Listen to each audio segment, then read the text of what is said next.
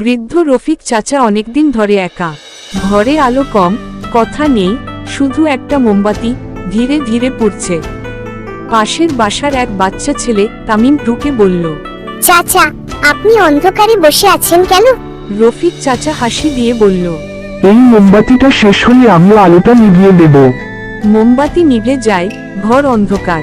তামিম দৌড়ে গিয়ে অন্য ঘর থেকে আরেকটা মোমবাতি জ্বালায়।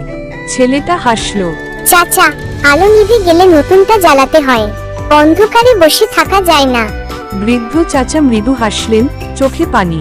তারপর আকাশের দিকে তাকিয়ে ফিসফিস করে বললেন, ঠিক বলেছিস বাপ, আলো নিভে যায় না, শুধু হাতে বদলায়।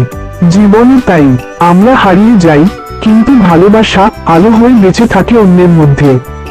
মানুষ মরে যায়, কিন্তু তার দেওয়া আলো কখনো নিভে না।